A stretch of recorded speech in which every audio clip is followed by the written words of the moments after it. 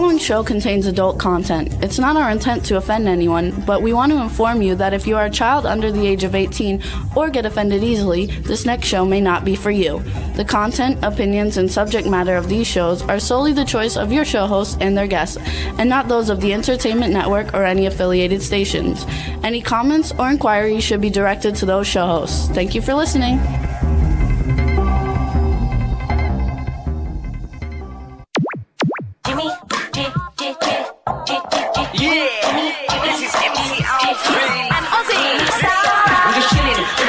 Sitting down and designing, why every man never thinking, what are we gonna be wearing?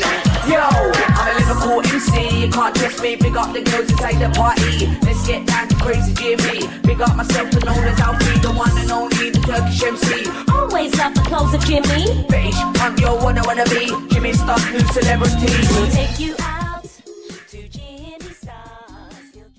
Hey ho, what's up everybody? Welcome to the Jimmy Star Show with Ron Russell, bringing you the good times in music, fashion, pop culture, and entertainment. We got a great show for you guys today. We've got two great guests, but before I tell you who they are, let's just say hi to my cool, outrageous man about town co-host, Mr. Ron Russell. What are you picking? There's something there. I'm not sure what it was. No, I just blew my nose. It's probably tissue. I'm still suffering from my sinuses, folks. I can't wait for winter to come. Not that we have a winter in Palm Springs, but whatever it is, it's better than now with everything blooming. Everything blooms here. I think it's the palm trees that we're allergic to. The palm trees cast out some kind of a pod. That's a good movie. We could make the pod movie. Yes. Except it comes from a palm tree. And a pod kills people. Never know. So what's on today? What's going to happen? Anything interesting? So we have, I'm trying to get the link so we can send it out so people will join us in the chat room, and I can't find the link on, I don't know why, on my phone. I only find it on the computer, so I'm working on it. So you guys, we have a great show today. We have Jeffrey Byron coming on, and you guys will know him from all different generations because he's been making movies since the 60s. And it's really cool. And then we have action star John Wells coming on, and I know people like Dawn and stuff have seen all his films. So I think it's going to be a really good show. I think we're going to have a lot of fun, and they say they love our shirts. I'm wearing beige corduroy. See, it's a corduroy jacket shirt, and we can do that now because it's October. And I like to dress, even though I'm not East Coast anymore, I still like to dress East Coast. I won't wear white anymore because it's over the season. And I'm wearing corduroys. Next I'll be wearing flannels and plaids and long sleeve shirts. I dress the seasons even though I live in a one season climate. Absolutely. So, okay, I got the link, everybody. So Ron, what happened to you this weekend? And that way I can send this link out. What happened to me this weekend? Yes. I don't know. Tell me. I know you had your car fixed, but it's not quite finished. Right. We went to Jennifer Ming's birthday party. Oh, we went to Ming's birthday party, and Ming had a bird on her head the entire party. It's a little canary that she adopted, and it lives in her hair, on her head. And I was watching the bird pull her hair, I guess wanting to make a nest. We do have strange friends. They were fun, though. Yes, it was funny. So her cat died about a month or two ago, so she got a bird to replace it. Because she didn't want to get another cat, because she thought it would be an insult to the cat that died. In the meantime, lots of cool things going on with the movies that we're doing with them, and we'll have some announcements probably in the next week or two. Friday, don't forget, everybody, the Clown Motel 3 Ways to Hell trailer comes out, the official trailer. We'll play it for everybody next week on the show. But it should be a lot of fun, and Ron and I are getting ready to work on some films, so we're excited. I'm excited about it. Yeah, I can't wait to get back to work because, just sitting around the house all day long is crazy time. You get nuts. I have to go shopping. You know what I can't find? A black turtleneck long sleeve shirt. I want to wear it to Marcel Waltz's Halloween party because it's witches only. No, it's not witches. It's Clueless or The Craft. What's Clueless? So the theme of the party is Clueless or The Craft. Clueless is the Alicia Silverstone movie from the 90s. about fashion and everything. And The Craft is obviously the witch movie. Well, with didn't I Neve just say I Campbell was and going to go as a everybody. warlock?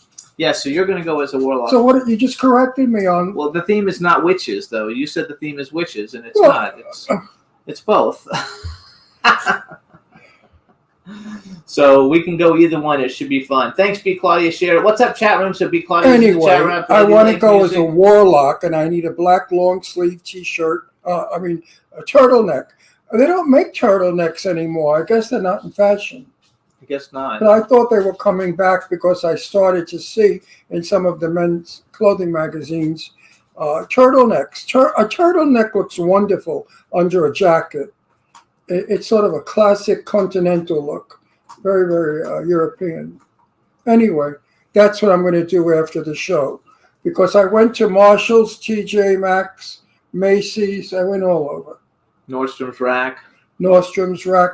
Now I'm going to try the one here, Marshall's here. What's it called? The Burlington. Oh, Burlington, yes. Burlington may have one. So also, you guys, we want to remind everybody, Halloween Hotness is coming up. It's October 19th at Madame Tussauds. All the money raised goes to St. Jude's. Ow. And it's a great cause. They've got a lot of great celebrity guests. Ron and I will be there. So it's a lot of fun. If you can't come, you could still donate $1, and it would be cool. But if you go, and you get a VIP ticket, you can hang out with all the celebrities that are there. Or you can get a regular ticket. You still get to take pictures on the red carpet, and there'll be hundreds of people there, and it's a lot of fun. This is our 4th year sponsoring the event, so it's a lot of fun. Also, we want to say hi to the chat room. Tina joined us, Lady Lake Music, and Stefan, and B. Claudia is in the chat room. I'm not sure if Dawn is there. Lady Lake said if she was going to a Clueless or Craft, she would go as Cher, which is Alicia Silverstone's character in...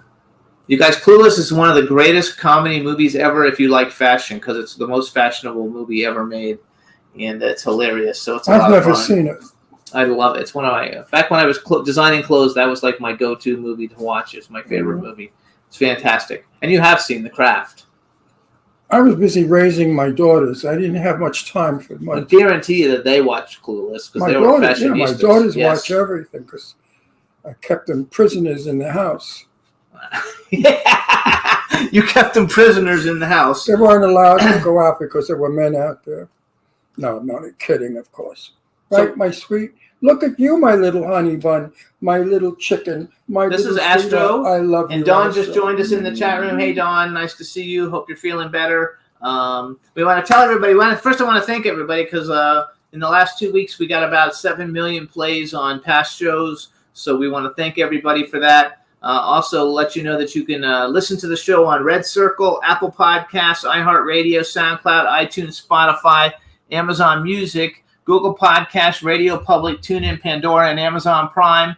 And if you want to watch it, then you can watch us on YouTube. And the I show have goes no up. water for you. The show goes up every week, a couple hours after the show, for everybody to see it. We want to thank everybody for tuning in. We've had some really great guests. It was a really good month, and we want to continue it. And we've got 2 great guests today, so it should be a lot of fun. This is Astro, you guys, our little rescue. Anybody who doesn't know him, He's the reason I live. I love my boy so much. I can't breathe. Do you know Devin Vasquez, who is Ron Moss's wife? They have a little dog like this called Prince. And I've never met anybody in my life that's as crazy about their dog as I am. And Devin, her little Prince has a foot infection. So let's all say, Prince, get better quickly. absolutely. You guys know Ron Moss. He's the famous soap opera star. Devin, his wife, won what is it called? Star Search. Won Star Search back in the day. She's an actress and a model. And his song was "Baby Come Back." Yeah, Baby Come Back. as a singer, that's his song. He's one of the people in Player, so it's all good. And he's a good friend of ours with his wife, Devin. She's absolutely gorgeous, Playboy model. Also, she won something, didn't she? Win on She won Star Search. Star Search. She won Star Search, and she's on. They're executive producers of The Bay, the series, which is like a hugely Emmy-winning We're soap going to opera. have them on eventually. Again. again, we've had them on, but I want them on again because they have so much to tell us about their trips to Italy. They love Italy and they're always there. And now they've just moved to Arizona so we could get the update on their life. Yes. All right. So what we're going to do now is bring on our first guest. Yes. So let's bring on our first guest. I'm excited. I've seen almost all of the stuff that he's done. Okay, Astro, and it's going to be a lot of fun. You have to behave now. You've had enough television airtime. Hello, Jeffrey. Hello. How are you? Hello. I lost internet for a second, but I'm back. Good. Well, we're glad you're back. So we want to do an introduction. I just wanted to make sure we could hear you. Make sure you have your volume up all the way. Yeah. On it just to make sure we've got ours up to make sure we can hear you. All right, everybody. Now we want to welcome to the Jimmy Star Show with Ron Russell, actor, writer, producer Jeffrey Byron. Hello and welcome to the show. Hello, Jimmy. Hello, Ron. Nice to meet you Hello, both. Jeff. Hey, Astro. I'm going to put Astro down. Put him down. Yeah. He had his He had his airtime. He had his airtime. Every week he comes up. I don't know. This dog is so smart. He's a ham, like Jimmy. So we have a chat room starting to fill up. Please say hi to everybody in the chat room. Hello, everybody. Nice to meet you all. There you go. And now you're in LA, right? You're in I am. Beverly Hills. According to your Instagram, you're in Beverly Hills. I am. So you guys, Jeffrey's Instagram is at Jeffrey Byron, JEFFREYBYRON. He posts lots of stuff on Instagram, so follow him. We're happy to have you. My cool, outrageous man about town, Ron Russell. Fantastic. By the way, Yeah. Ron, I know where you can get Yes. a turtleneck. Where? Believe it or not, you can get a turtleneck on Amazon. No, it's a mock. It's a mock. It was a mock. Oh, a turtleneck. mock turtleneck. I Got don't it. want a want real I want a turtleneck. real You don't want to old- hold right. Got I it. want a You just want the turtleneck mock. that you roll. No, he wants a real Right. one, but we only saw mock ones when we did it. But I'll have to do it again and look closer. The mock turtleneck Got it. is only one. It's not folded, and it looks like a woman's blouse. I Got don't it. Got it. Are you a I wear contemporary of mine? turtlenecks all the time, so I know. Are you a contemporary of mine? Because you've been around in the 1960s. And I don't know about you, Ron, but I'm ancient. So I have no age either because I'm absolutely No, magnificent. he said ancient. He's I thought you said I'm age. ancient. I'm not saying you're ancient. He's saying 84. I'm 84 years old. Well, you look amazing. Bless you. Yes, I do. And if you're my contemporary, He's so not are that. you. He's not that. Well, hot. he I'm was not around- quite your contemporary. I'm 69. actually Right? I'm Jeffrey, you were 68. playing- Will be 69 in a couple of months. He'll be 69 soon. So, So how are you in the movies in the 1960s? You had to be a kid. Because I was a child actor. I began my career as a child actor starting at the age of 5. So Right. my mother, you may or may not remember, my mother was a very beautiful English actress named Anna Lee. Anna So- Lee. Of So course I Anna know Lee was in over 100 films, including The Sound of Music. Anna Lee had the most incredible voice. Her So- speaking voice was kind of husky. She had a quality about her voice that I remember so well. Of course, I know Anna Lee. Anna Lee was in so many films. Yeah, so my mother did 9 films of John Ford, which is more than anybody but John Wayne. So she was in How Green Was My Valley and Horse Soldiers and The Man Who Shot Liberty Valance and 7 Women and many more. And then because of their long association for many, many years, he was my godfather. So I grew up with John Ford as my godfather, which was pretty cool. that's And awesome. and so my mother never pushed me to be an actor, but when I was 5 years Paul old, was there. well, when I was 5 years old, my mother's agent was over at the house at the time. She was over at the house on a weekend, and he saw me in the corner playing, and he looked over at my mom and he said, "Does that kid want to act?" And my mother looked over at me and said, "Do you want to act?" And I just sort of shrugged my shoulders and went, "Okay." So I started auditioning, and then as it turned out, through purely dumb luck, I was the third most successful child actor of my generation. So number one by far was Ron Howard, of course, the great director, but at that time an incredibly successful child actor. Number two, in my estimation, was this very good actor named Billy Mumy. Yeah, we've had him on the show. So Billy, you know, Lost in Space and did a lot of things.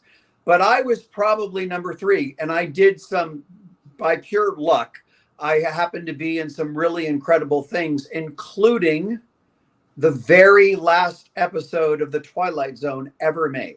So, I love that. Actually, I have a bunch of stuff about you written down that we're going to get to once we get going. Well, So- my mother was a silent movie actress, a child actress, Jenny Gabriel, and her claim to fame was Children of the Storm. oh, sure. Was of 1926, I believe.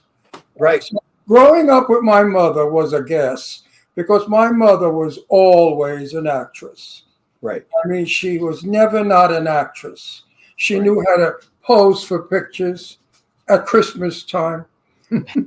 We used to call my mother a glamour guinea because she'd wear false eyelashes, blonde hair pieces. She was always dolled up like a glamour girl and very theatrical because Gloria Swanson was her friend later on in years. And the two of them together, my mother and Gloria Swanson, was a TV show because one would out-glamour the other one. I mean, they would be, they were still doing like they were in the movies. And Swanson, of course, was the best. I met her when I was about 8 years old, and I was tall as she was. That's how little Gloria was. And Mae Murray was my mother's best and most dearest friend. So I have a good old Hollywood background of when the stars were, you know, terrific. And your mom worked her ass off. I mean, she was in a lot of stuff. I liked Anna Lee. As I said, she had a very strange, it was accent or voice. Not strange, but... Well, she was English. She was British. So you didn't hear the English. She never used English. In the movie, I think she was in a movie with Betty Davis, was she, I believe? she was in Whatever Happened to Baby Jane. Right. I She love played that. the neighbor. She played the neighbor and was looking stunning.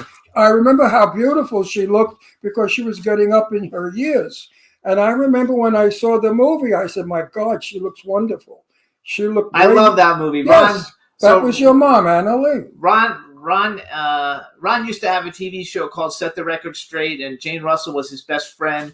And he always tells me, because I'm newer to all the movies. I had never seen a Turner Classic movie till I met him, 12 years ago, because it wasn't my thing. Now I've seen all of them. But Whatever Happened to Baby Jane, I love it. He doesn't like it because he's like, that was their terrible stuff. No, Betty but I Davis- love that movie, and I even have the Funko Pops, of the two stars for Would it. you like to hear I a great story about Whatever Happened to Baby Jane? Yes.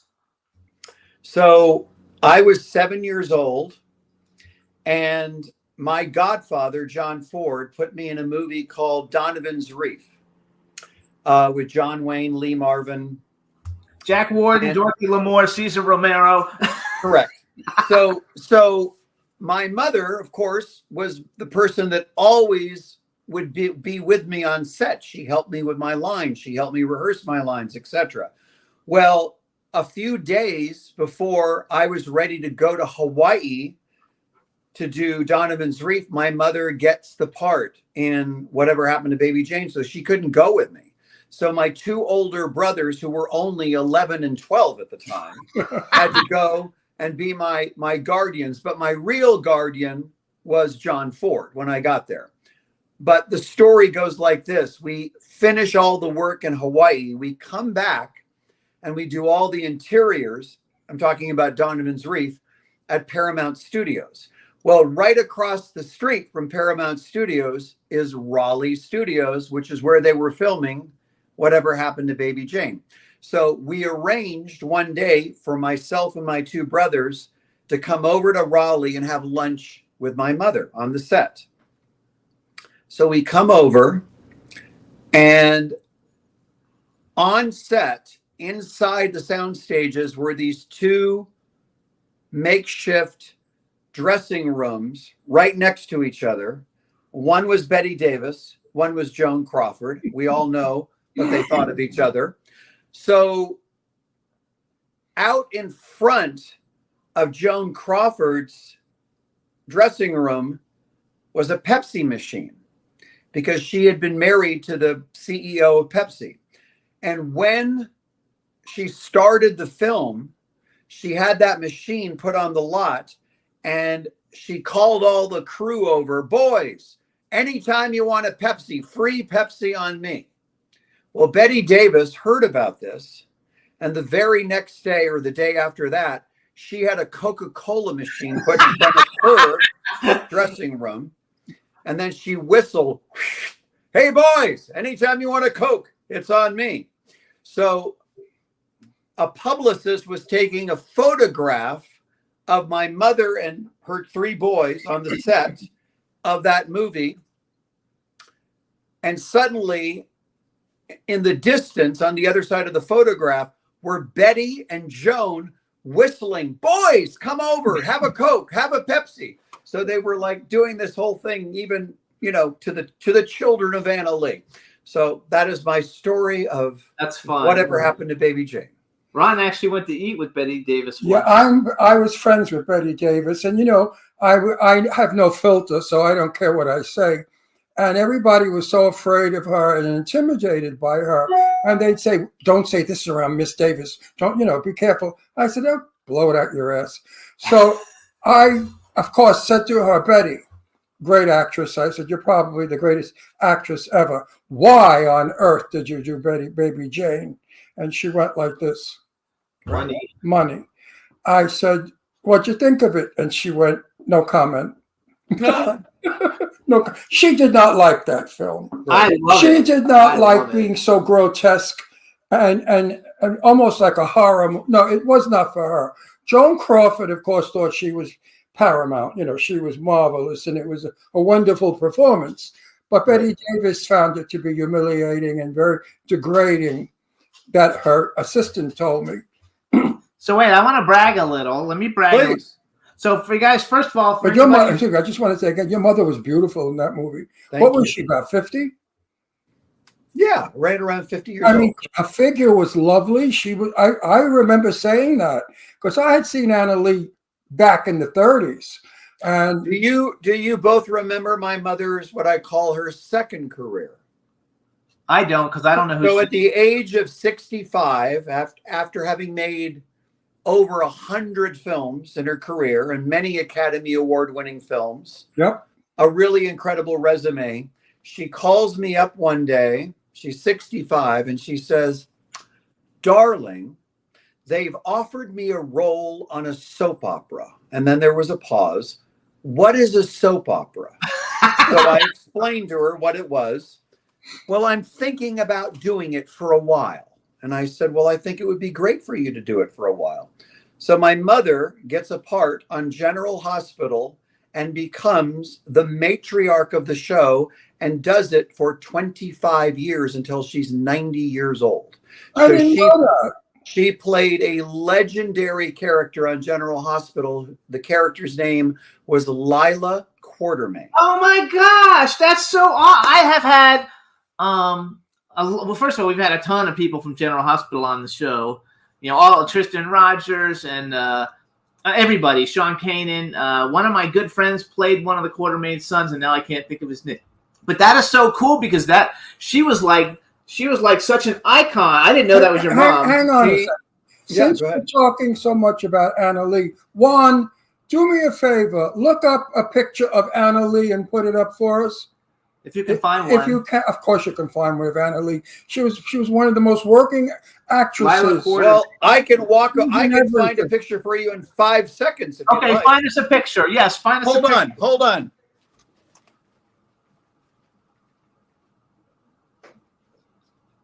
La la la la la la la la. You guys went to go run and get a picture real quick. He went to get a picture of his mother. She was a character actress, and she worked in so many movies. And she did have a very special voice. That was my mother when she was known as the British Bombshell. Hold it over. To move over to your left. There you go. Hold it. That doesn't even look like her. Get a picture that looks Yeah, like hang on. No. Here's a whole bunch of pictures that look Well, like her. that's her when she's she was older, when playing she's Lila older. No, Quartermain. that's a beautiful picture, but that's when she's about My 20. mother, forgive me for interrupting, but my mother was not a character actor. She was a leading lady. She played opposite John Yes, Wayne. that's There the you picture. go. That's Oh, the look picture. That's a picture Now, from like that's the 30s. Mhm. There you go. Absolutely. And That's then, her. and then if you remember that story that I told you on whatever happened to Baby Jane, that is the picture. Hold on. Scoot over. Hold on. Okay, now you got it. To your left. This picture. This, God, it's so hard to do this. Let me figure this out. The one, not that one. That one. This picture. No. Okay. This picture. That was on the set of Whatever Happened to Baby Jane. Love it. You know, There you go. this is film history. And I'm so happy that you're here because Thank you. I try to preserve film history. You know, so many people I speak with, listen, I used to do lectures a couple of years ago at colleges about film and about Hollywood's golden years. And I was talking at one college on Long Island, Hofstra, it's a theater group, and there was a boy sitting in front of me who looked bewildered. I'm talking about Jane Russell. He had not a clue who Jane Russell was. So I said to him, do you know who Jane Russell is? He said, no. I said, you know who Barbara Streisand is? He said, no, but I've heard of her. And I thought to myself, what the hell is wrong with us? If you go to Europe, Anna Magnani is as new today as she was 40 years ago, 50 years ago. So the French Brigitte Bardot is still happening. Why is it Europe reveres and holds dear all the old stars, but America, it's like, who's that? They don't really care. They only know the new jerks that are working today that really aren't talented. They have all these effects, kicking and screaming. Actually, and hang on. cursing. So in the chat room, they put up, so there's a book on Amazon, Anna Lee, Memoir of a Career on General Hospital and in Film. Correct. And she was in Sound and Music. And we've probably had 30 members of General Hospital's cast on the show over the last, 15 And I know years. this interview is about you. But when you have Anna Lee for a mother, I'm going to run with it a little bit. I have You know what I no mean? issue talking about my mother. I adored my mother. I can And see also, that. if I may take a moment, I want to brag on about my beloved stepfather. My stepfather was one of the most iconic American novelists of the 20th century. He wrote during a period when some of arguably the greatest American novelists of the 20th century wrote, which was F. Scott Fitzgerald, Ernest Hemingway, etc. My stepfather was novelist Robert Nathan, who wrote over 50 pieces of literature, including 5 books that were made into movies, 2 of them Academy Award-winning movies that, Ron, you'll know because you're a cinephile. He wrote the novel that was made into the movie Portrait of Jenny. Oh my God, he wrote that? And One he of my wrote- favorite. And The Bishop's I knew Wife. it would be. Wait, Jennifer Jones. And he wrote the novel that was turned into the film The Bishop's Wife. That's our Cary favorite Grant. film. We see I'm it every telling you, year. We you watch know- it every year. And Jeffrey- this, I'm gonna turn this over. Let's see if I can get this. These are all of his novels. I have all the first edition novels, over 50 of them.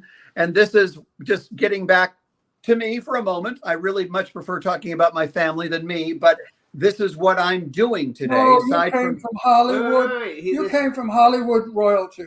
He said this is so what what I'm doing today, aside from I'm still acting, I still have my foot in the door as an actor, but my main profession now is I control the rights to all of my stepfather's works. So I am developing select Robert Nathan novels now with some extraordinary people. I can't really tell you who they are right now because we have to get it over the finish line, but I'm working with some really great people. I will tell you about one person that I'm working with because you might know her. She's my best friend. I've known her since I was 17 years old. She in her own right is an iconic actress, having done over 200 films and television, etc. But more importantly today, She has the ear of everybody in Hollywood. She's known to have incredible relationships with A-list directors. People always want her opinion about movies, like whether they should make a movie or not. She knows every movie star in the business. She has what many people call the golden Rolodex. She's my best friend. She's also my partner on the Robert Nathan Library, and her name is Colleen Camp. Do you know that name? I do. Absolutely. Colleen Moore, but not Colleen. So Colleen Camp was and is a very successful actress, but also a very successful movie producer. And as I mentioned, she has the ear of all the top A-list Hollywood directors, actors. She's also does something which is very much in vogue now. During the Academy season every year, all the studios want their select movies promoted for Oscars. And Colleen is hired independently by studios to put together screenings, etc. There are stipulations, legal stipulations. You're only allowed to do certain things, and she follows all those rules. But the studios hire her because, as I mentioned earlier, she has what is known as the golden Rolodex. So she can get a turnout. She can get people to come that will support these movies. So she is kind of a woman of many trades. She's involved in the event business. She's a movie producer. She's an actress. Okay, but let's talk about you. Wait, go back to her. No, wait a minute. I want to get to him because you're important right now. Are you remaking Jenny? And no, I'm not doing any remakes, and no disrespect, but I personally am not a fan of remakes. Thank you. I hate them. We hate them. I hate them.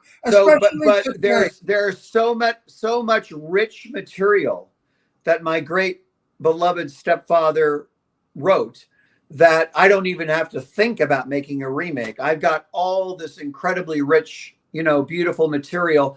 I don't know if you remember his writing, but he was called the master of satiric fantasy. And what his themes were with movies, most of them were love stories, but they had kind of a supernatural twist to them. Yes. So they all have this kind of, we're developing one incredible novel right now, which we're very excited about, which is called Stonecliff. And Stonecliff is a romantic thriller. And when we pitch Stonecliff, we call it's where Hitchcock's Rebecca meets Shutter Island. It has that vibe to it. And it's a really incredible story, very much a Hitchcockian thriller. I will share this bit. I'm very careful about telling you who's involved in these things because I'm frankly superstitious. But I will tell you, I will tell you, I'm happy to tell you who wrote the screenplay, who Colleen discovered, and who is now, and you may not know this, but I can tell you on good authority, he is currently the hottest director in Hollywood. He wrote Stonecliff. He's intending to direct Stonecliff if we can find a free spot for him. But his name is Osgood Perkins. He's the son of Anthony Perkins. And he wrote and directed. Legally Blonde? Isn't he the actor who was in Legally Blonde? He was. Well, he might have been. But just so you're aware, the reason he's hotter than a pistol right now is he wrote and directed a movie over the summer that was a gigantic hit called Longlegs. Yeah. So Longlegs has made $150 million already. So he's getting offers from everybody, studios, movie stars. Everybody wants to be in business with him. So he wrote the screenplay of Stonecliff.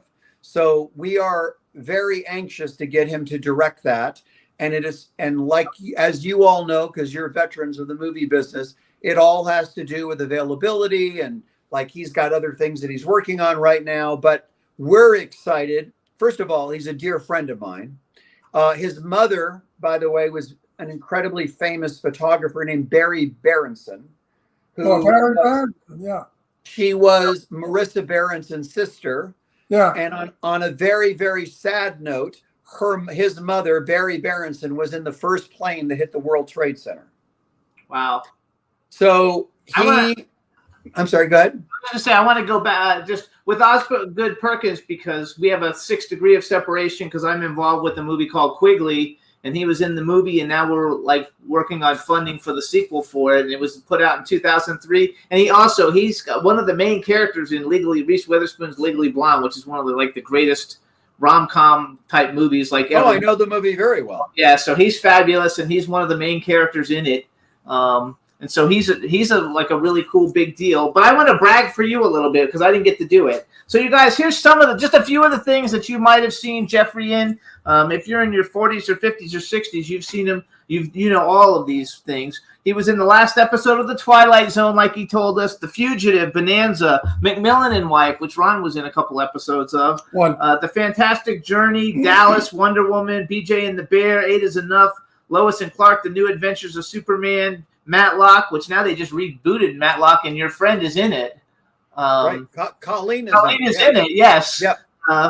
Baywatch, Hotel, T.J. Hooker. In soap operas, you've seen him on The Young and the Restless, One Life to Live, All My Children, Port Charles, The Bold and the Beautiful. I mean, those are like all the majors. The only one you were missing is General Hospital, actually. Well, you know what they did, by the way. Port Charles was a spinoff of General Hospital. So when they hired me to do Port Charles, I said to them, I will graciously accept your offer, but I have one condition. And they said, well, what's that?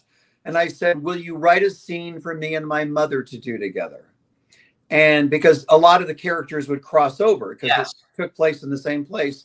So sure enough, about a year into production, they wrote a scene where my character comes off an elevator and Lila Quartermain in her wheelchair is standing right in front of me, and I bump into her and we have a little conversation. So that was really great to get to do that. So wait, I want to just let me just finish bragging. I'm almost done. You guys, some of the great movies you've seen him in: Donovan's Reef with John Wayne, Jack Warden, Cesar Romero, Dorothy Lamour, and Lee Marvin; Hot Rods to Hell with Dana Andrews and Jeannie Crane; At Long Last Love, Burt Reynolds, Sybil Shepherd, Madeline Kahn, Eileen Brennan; Nickelodeon with Ryan. I think you played Tatum O'Neal's husband or boyfriend in one of these movies, don't you? I played Tatum O'Neal's first ever adult love interest in a movie called International Velvet. Yes, correct. Okay, International Velvet. I gave her very first on-screen kiss.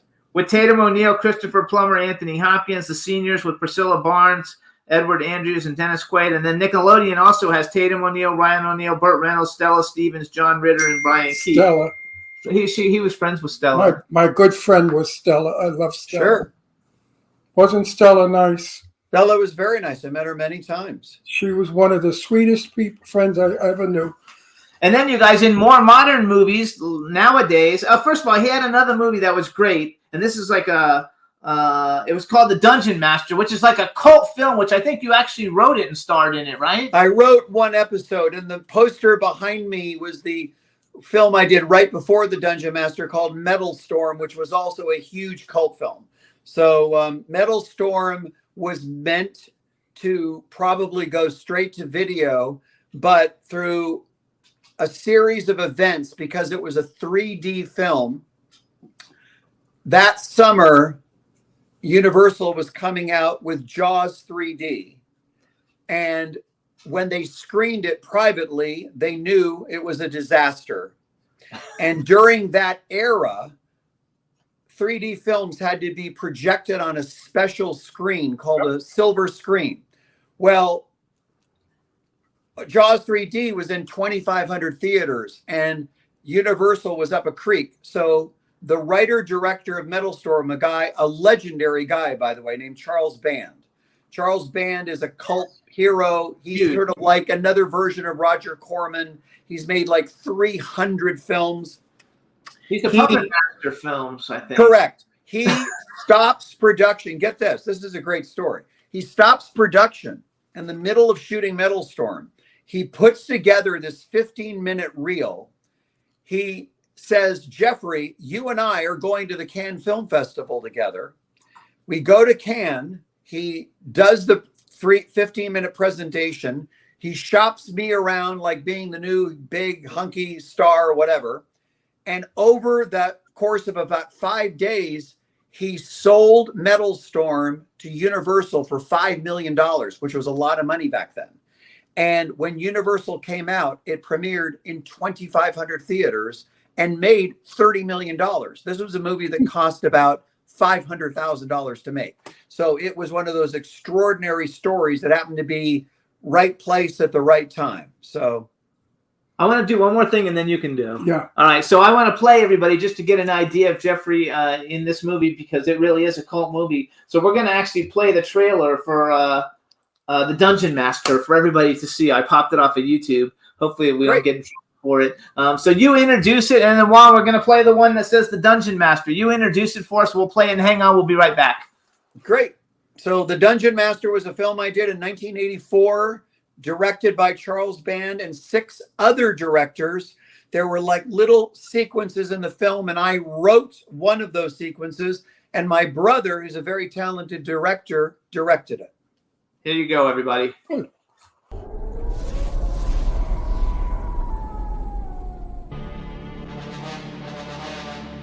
He is a warrior in a wasteland without mercy. It's the little guy. He has survived where countless others have died. Good shot, huh? He has destroyed all that would kill him. Control. He is the only one who can face the challenges of the Dungeon Master. You are a worthy opponent. I don't believe this.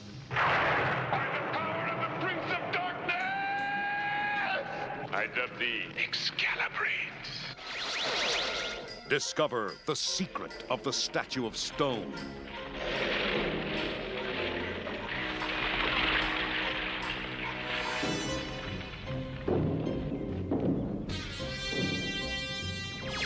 The ungodly demons of the dead. The trap of rat spit, the slime boy. I am Ratspit, caretaker of the dead. The ordeal of the ice monsters of doom. My legs are frozen. I can't move my feet. The attack of the samurai sentinel.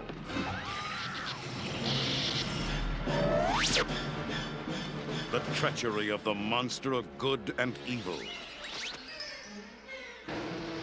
A warrior trapped in a timeless void, locked in mortal combat against the overlord to the agonies of strange beasts and lost souls. Prepare for the end. The Dungeon Master. Rated PG-13.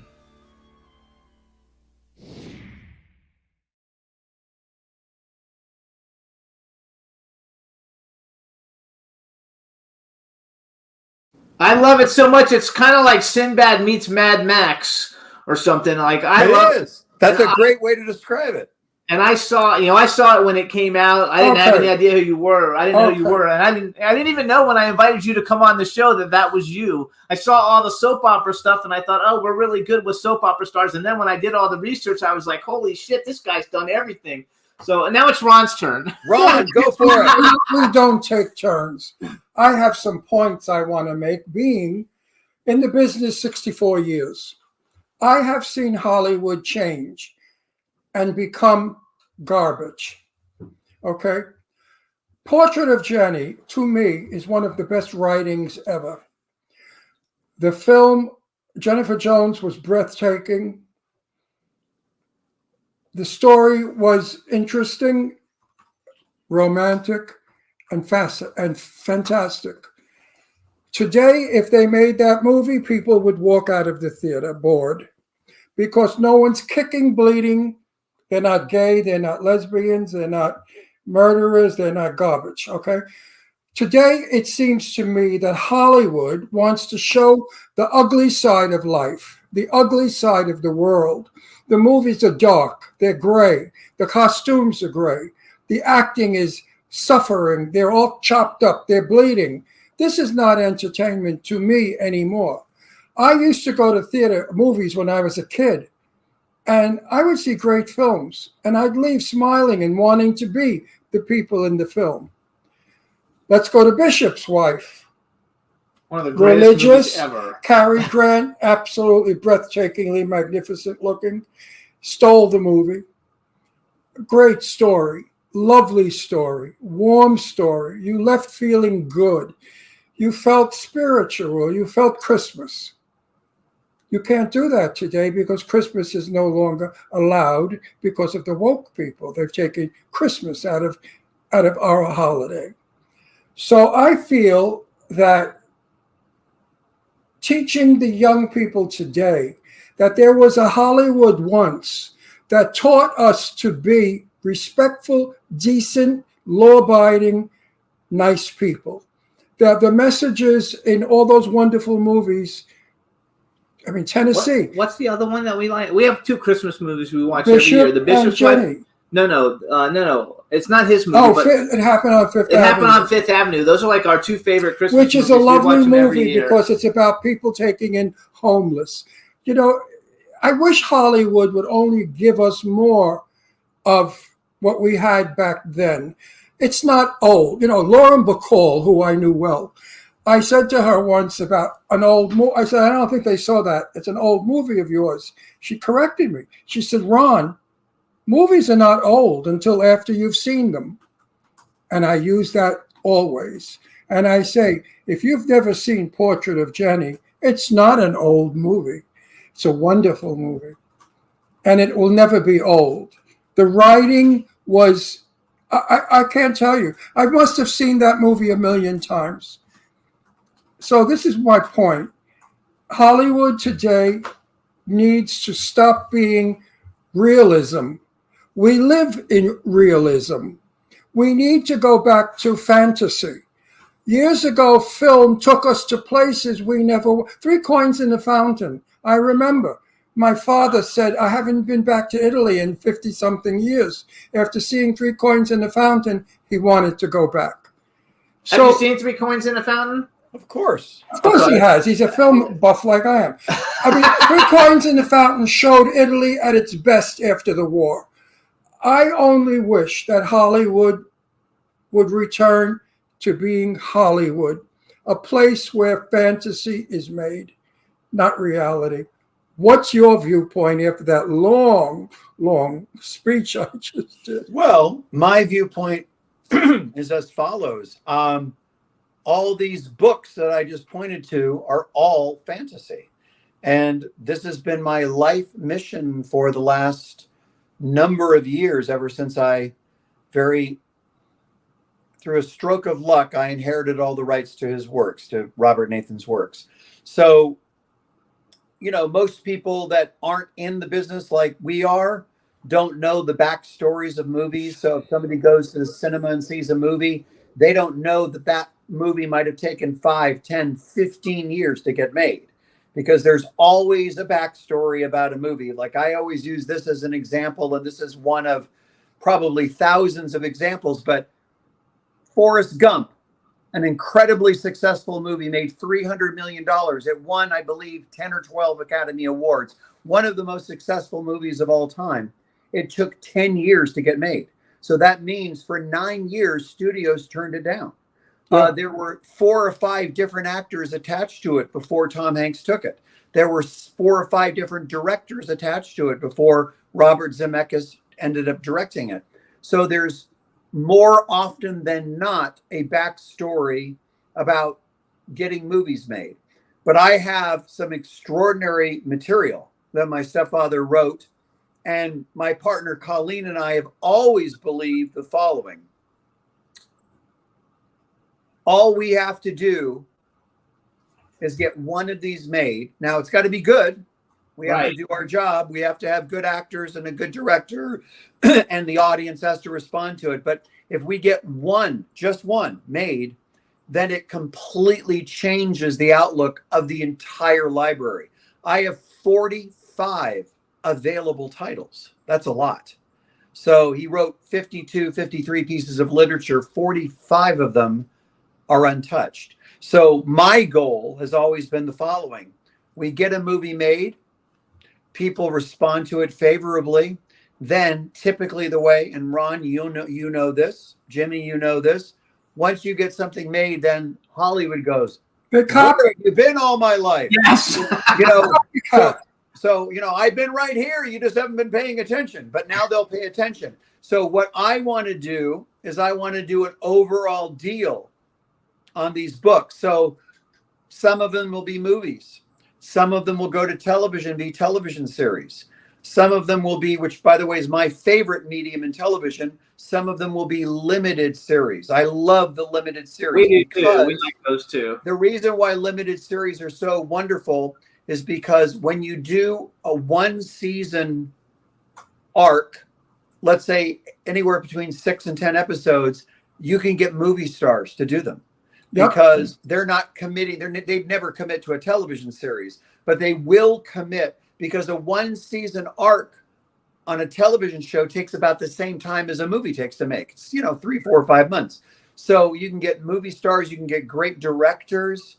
And there's something I think very exciting about that medium because although I love movies, of course, sometimes it's more efficient to tell a story in 6 hours than it is in 2 hours because you can really expand on the characters and so on and so forth. Yeah. So, but anyway, my goal, my passion, if you will, is to take this library and turn it into our own original version of Stephen King so that we have movies, television series, everything. I love it. So, Well, get started. Get started. Yeah. You know what I find objectionable? Jimmy's a producer, okay? Jimmy produces movies. And I say to Jimmy, did you read the script? He said, no, my investors are not interested in the script. They don't read it. They want to know who the star is. Sure. And if you get Brad Pitt, you could put him in the most horrible movie in the world. That is a book, which he has been in a couple of doozies, and people will go. That's pretty sad. In my day, we had a thing called the coming attractions. And you sat in the movie theater and you saw Joan Crawford in Sudden Fear running and Jack Palance chasing and Gloria Graham getting hit by a car. Oh my God, you saw this whole movie happening. Today, the trailers are like this. Boom, boom, boom, boom, boom, boom, boom, boom, boom. He liked the trailer of your movie that I love it. because he's like, oh my God, you actually know what the story's about. That's a good trailer because it wasn't a time when Hollywood knew what they were doing. Right. And you were a very handsome little fella there, let me tell you. Thank you. Looking guy. So I think that we should, and this new music they do, the soundtrack, boom, boom, boom, boom, boom. He hates it because a lot of times the soundtracks are louder than you can't even hear the people talking. What The is music that all so about? loud. That's supposed to what? Make me get what? Makes me get nervous. I hate it. You know what? There are a lot of people my age and a little younger that go to the movies, and we're not respected or thought about because they put up movies that we don't get. They mumble when they're talking. They mumble a lot. Years ago, Betty Davis, I mean, you could hear her from the Bronx, okay? She was so articulate. Now we must do it was not overdone. It was just the way people spoke back then. Movies don't have to be life. Movies can be fantasy. Movies can be That's what he dramatic. said. Movies can be fake. And you, my friend, I'm going to follow. And if You're you don't speaking to the choir. if you don't make those movies quickly, I'm going to come gunning for you. Okay. No, he's right. What Keep he's that in saying, mind. No, I'm sure because you- your stepfather was your stepfather, correct? That wrote Jenny? Correct. Was a brilliant writer. He was a brilliant writer, and by the way, one of the most wonderful, kind, incredible human beings, the most important male figure in my life, a great teacher, so wonderful to my mother. My mother had gone through a couple of rough marriages and was having a hard time, and he was like Prince Charming. And by the way, they were 21 years apart. He was 21 years older, but they shared the same birthday, January the 2nd. Oh, wow. So, Funny. How long Yeah. is your mother gone now? 2004. Oh, so she was 20 very years. old. My mother was 91. So was God Robert bless. Nathan. So God Robert bless. Nathan, Good life. I'll tell you before we finish this, I'll tell you a very fantasy-like story, but in real life. Okay. So Robert Nathan and Anna Lee met late in life. They had this incredible relationship. They were the envy of all their friends. Everybody thought they were the most incredible couple. They loved to entertain. So once a month on a Friday, they would throw this fabulous party at their home. They had this beautiful but very quaint, very small, not ostentatious at all, like a little English cottage on North Doheny Drive, just above the Sunset Strip. And about 75 to 80 guests would come. My mother would invite all the movie stars. Robert Nathan would invite all the literary stars. So on any, and I was about 14 at the time. So on any given Friday night, once a month, it would be Betty Davis, Cary Grant, Jimmy Stewart, Rita Hayworth. On the literary side, Harold Robbins, Irving Wallace, Irving Stone, all these legendary people. And they were great entertainers. You know, there was a joke, a running joke, like if a bomb went off, the whole town would close down because everybody was there. But going to their fantastic love affair, by the way, the last 5 novels that Robert Nathan wrote, because he was prolific, he wrote for 5 decades. Very first book, 1920, very last book, 1978. His last 5 novels, the female lead in the novel was my mother. He made the character my mother. So married for 15 years, 21 years apart, same birthday. Robert Nathan dies at the age of 91 in the month of May, dies at home in bed around loved ones. 21 years later, my mother, at the exact same age, 91, dies in the month of May, Oh, gee. 4 days apart from when he died, at home in bed with people around her. Beautiful, though. Actually. So you see, there is something to destiny or whatever of being together. That Correct. story is definitely saying something. I used to go to a lot of Hollywood parties. Lee Winkler of Global Enterprise, my best friend, would throw lavish parties. His wife, Perry Winkler.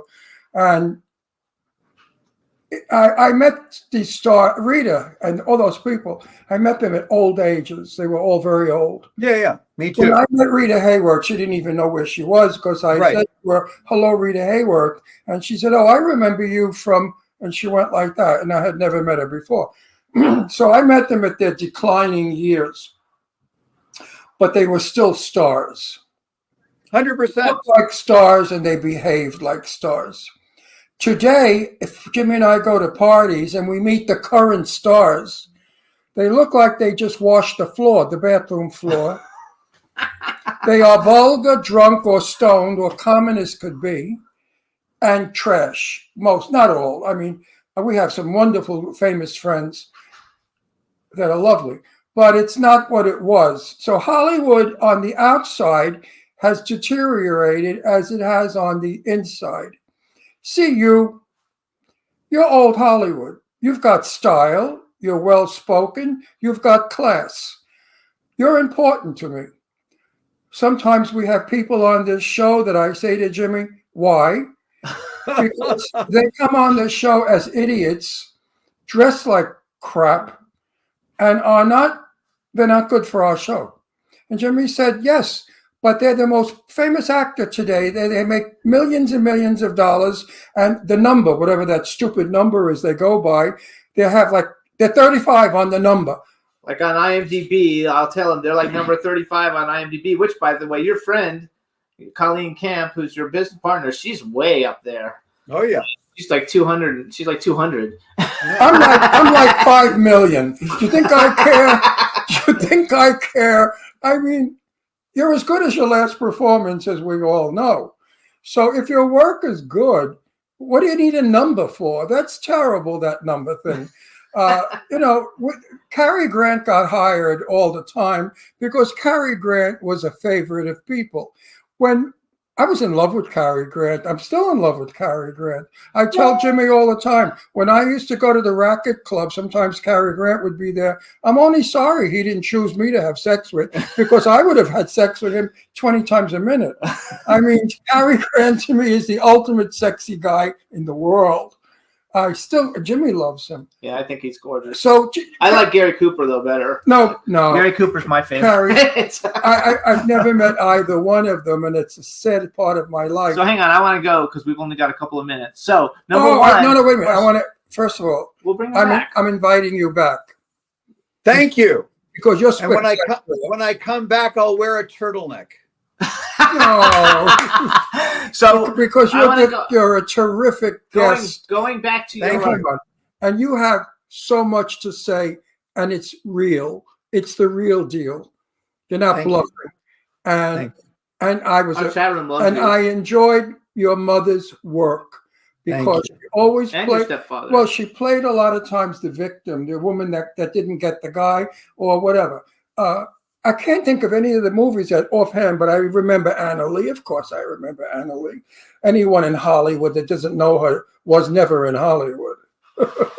So wait, I want to say something. I want to go back to you. I want to go back, though. I want to say, first of all, he's right about the thing about, who's going to be in your film. I recently pitched a 3-film slate without anybody attached to it, and it's the first time I've ever been successful at it because everybody wants to know who's in it. So I'm excited about it. But here's something I ask everybody who's been in the industry and who works in the industry, and your answers might be different just because of the extensive history that you have. But something that we always ask everybody, or I always ask everybody, is if bucket list, male or female, if you could work with anybody living or dead that you haven't had a chance to work with, who would you like to work with? And like I said, it could be living or dead. And then the sequel, or the second half of the question, would be, if you could have ever been in any movie ever made, what movie would you have liked to have been in? Well, that one is easy. I'll get to the easy one second. I would love, there are more than a dozen people, of course, that I would love to work for, but I'm using the old thing. What's the first thing that comes to your mind? I would have loved to have acted opposite Ingrid Bergman. So Ingrid Bergman was a great friend of my mother's.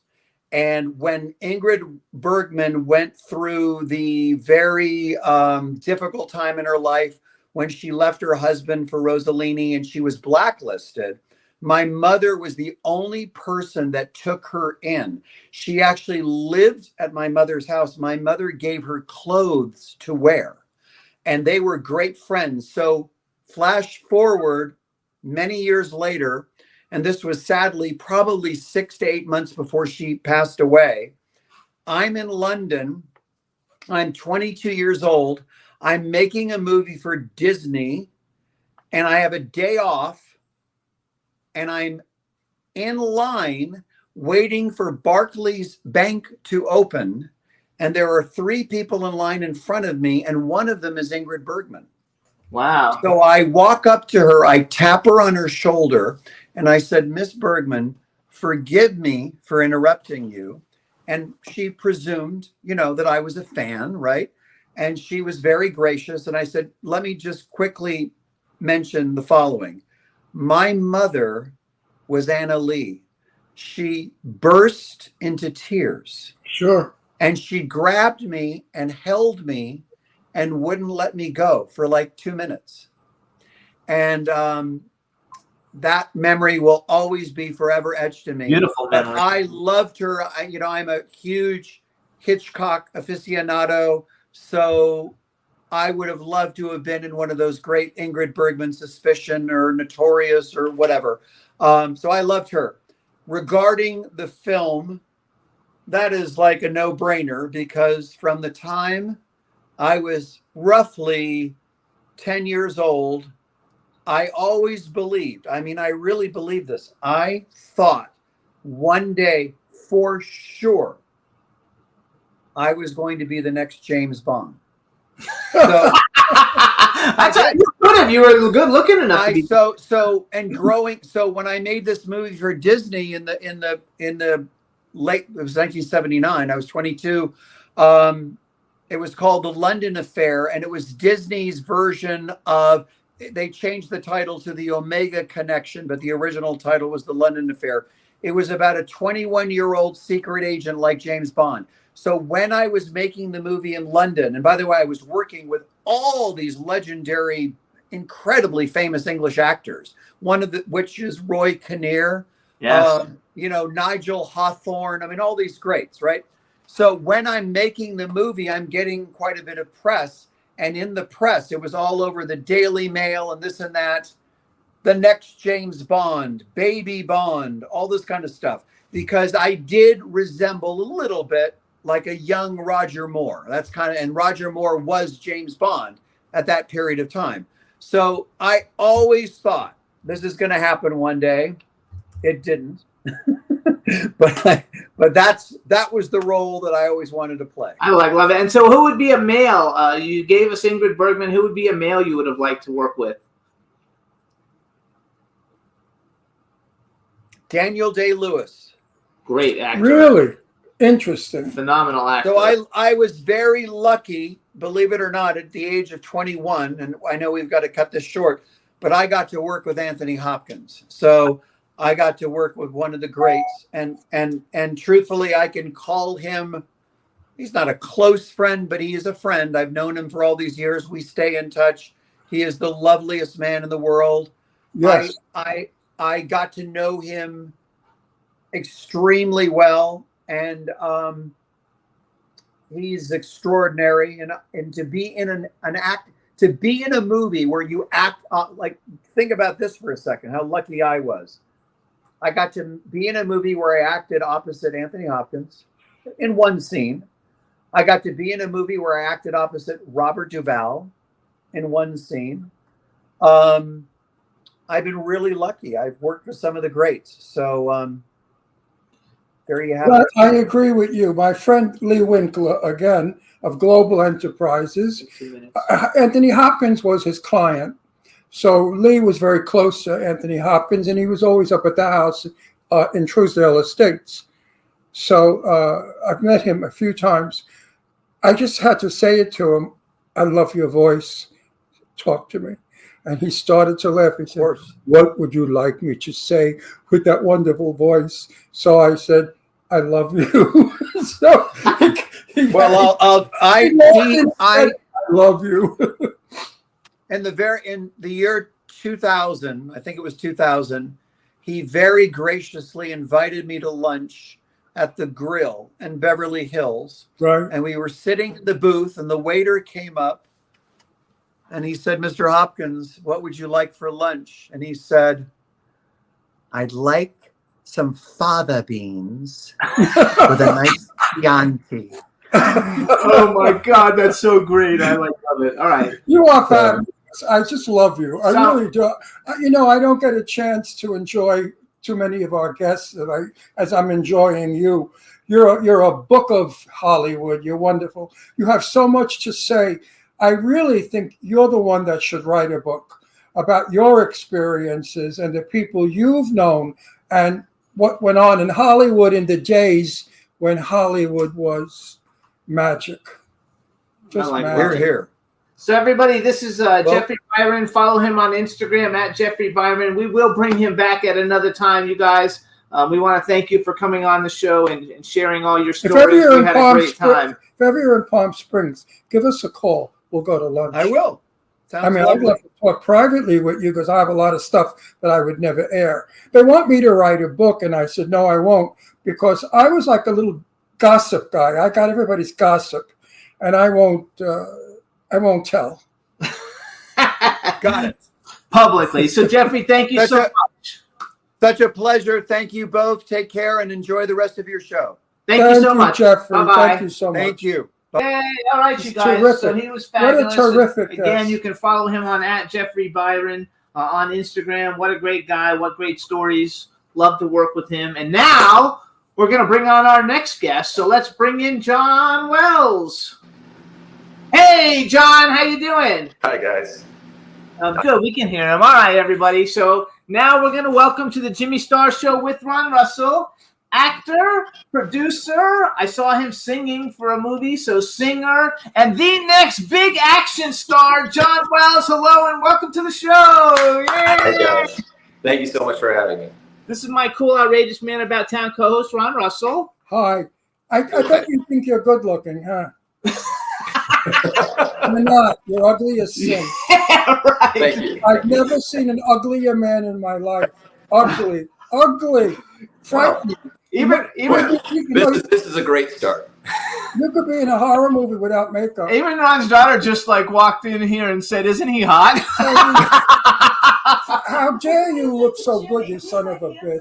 Yeah, right. Isn't he gorgeous? I said to Jimmy this morning, I said, who's that guy you have on? He's really Yeah. Look at the blue eyes on him. The son of a bitch even had to have So blue eyes. you know that Sherry Davis warned you because I'm in the post on Right. Facebook. So you just have to roll with it. You'll be fine. Everything will work. You you're really are. really good looking, No, so you might as well he's not enjoy good. it. He's not good looking. He's handsome. Thank you. You're handsome. You really are handsome. I appreciate it very much. You Thank you. believe it? Because I was handsome when I was young, and I never thought about it or believed it. People would say to me, "Oh, Ron is so handsome," and I thought they were full of shit. So I never really believed it. And my daughter, who just came in and said you're gorgeous, was second runner-up Miss America, Miss New York, everything. Wow. She looks like Michelle Pfeiffer or Grace Kelly. She's been told all her life how beautiful she is, and she never believed it. So do you believe that you're good looking, or do you say I think we definitely see ourselves through different lenses than why is that? We don't see us. I honestly I think it with me I was a very overweight kid. I was over 100 pounds when I graduated high school. I was a nerd. I was an introvert, and I was just I was a in the corner guy trying to attract as little attention as possible. I was very insecure most of my life. Then you become a movie star. Like, how does that work? He's got talent. You don't get. Well, it's transformative for me. That's the appeal of acting to me is the ability to not be what's in here, and I can step outside and actually be someone with that confidence. Are you married? No, I'm actually engaged. You're Oh, he's single? engaged. Oh, you're engaged? Listen, if your engagement doesn't work out, my daughter's single. Oh, she's freaking out that he just No, said my that. daughter has So- gone out with a very I won't say his name, but a very famous movie star she went out with. Anyway, we're going to switch this. Oh, good. Now we got him sideways. All right. Okay. This is good because we can see you very well now. Okay, so first thing I want to do is we have a chat room full of people, so say hi to the chat room. Hello, everyone. And then we have someone in here who's a big fan. Her name is Dawn Hinton, and she's seen all your movies, so please say hi to Dawn because she'll kill Hi, me. Dawn. Have you say. There Nice you go. smile too. They're all now they're all talking about how like how good looking you are in the chat room. So Well, you're the total. I opened that door because listen, Thank you very much. if the guy was ugly, do you think I'm going to lie and say he's good looking? I would have said, "Oh, you have nice hair." Actually, though, Well, that's a nice beard. That's what I would have said. So the first thing Wait, I got to get gossip. Everybody wants to know gossip. I don't want to hear your shit. So your girlfriend, she's an actress? Yes. Who is she? She's beautiful, blonde naturally, She's with a body of death, big boobs, gorgeous, I could tell. she's quite. Is that true, everything I just said? Yeah. Is that, I know, Actually, is she going with you to Halloween Hotness?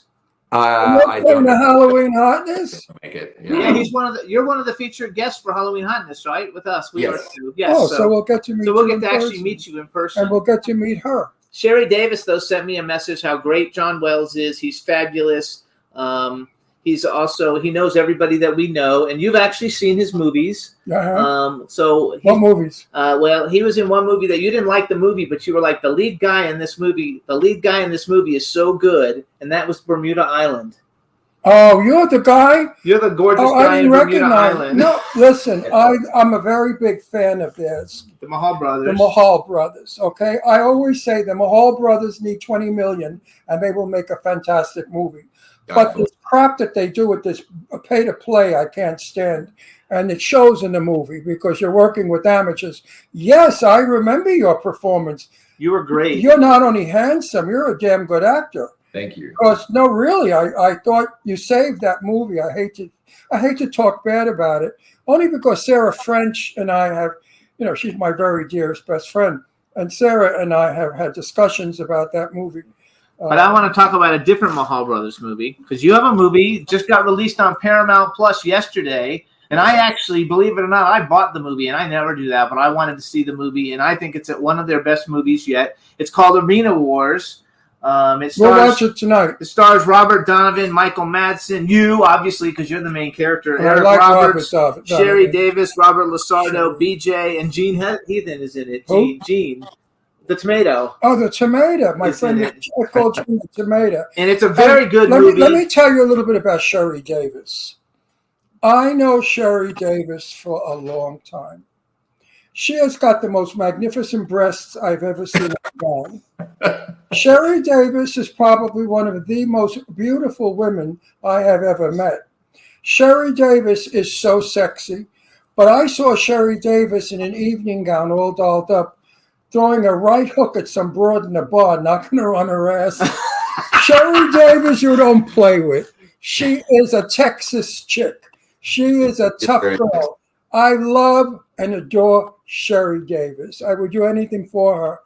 I think, and she warned him on Facebook coming on the show. That I was She also told me, Jimmy, please have Ron go easy on him because he's not used to it. No, listen, he knows I like him. Listen, if I didn't like him, I would ignore him. But Sherry Davis, to me, is a straight shooter. She's a terrific dame. I love her. So let's go back to Arena Wars. So you play like the main guy in it. Tell us give us a little teeny summary about it, because then we're going to play the trailer. I want everybody to see it, and then we're going to come back and talk. Oh, it takes place in kind of a dystopian future, and it's a televised death matches are kind of the main source of public entertainment, where they put death row convicts against sort of gladiatorial killers, and on basically a TV show, and who's going to win, who's going to survive, and if the death row inmates survive, they win their freedom. What movie you should be in if they ever do a remake of Ivanhoe? You look like Ivanhoe. Doesn't he look like Ivanhoe? Yeah, he does look kind of like Ivanhoe. Do you know who Ivanhoe is? You know the script? Robin Hood. Dude, yes. Not Robin Hood, Ivanhoe. Because I would love that game. Errol Flynn played Ivanhoe. So that's who Errol Flynn is, right? Oh, yeah, I know very well. I hope so. Yeah. I think it's very cool because I went down your whole. Oh, wait, I want to get into something. Wait, I want to play the trailer. We're talking about one movie. No, I have to say something before I explode. Working with Sherry Davis, does your girlfriend get a little nervous? No. She's confident. She's confident. Yes. I'm working with Sarah French. My lady is together. Yeah, Sabrina. That's a straight guy's fantasy. It's a three-way with Sherry Davis and Sarah French. Anyway, all right. So here's what we're gonna do.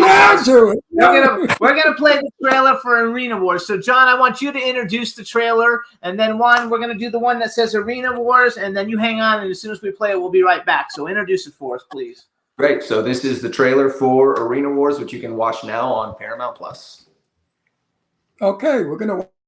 And welcome to the next exciting episode of Arena Wars. Fresh batch of institutionalized gladiators fighting for their freedom. Ready, here we go. You guys heard Perez? Yeah, smell that. Get back!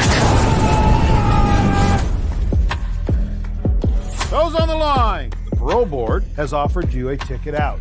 Win Arena Wars, win your freedom. 7 arenas with 7 of the most vicious killers the world has seen in the last decade. If you make it out alive, you get to go home. Luke Bender. You're an innocent man. Innocent man can mean big ratings. I'll be watching. I think it's time to audition Mr. Bender. No! What was your last physical? Cell block shower this morning. Oh yeah. You ready for this?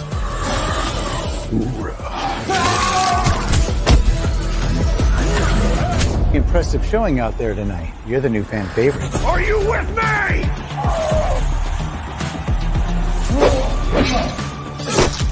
Cutie pie back for the kill. If you want to live through this, we have to work together. I'm watching you. Smile for the camera, thug life. Wow. It's showtime! We have to finish this. Come on.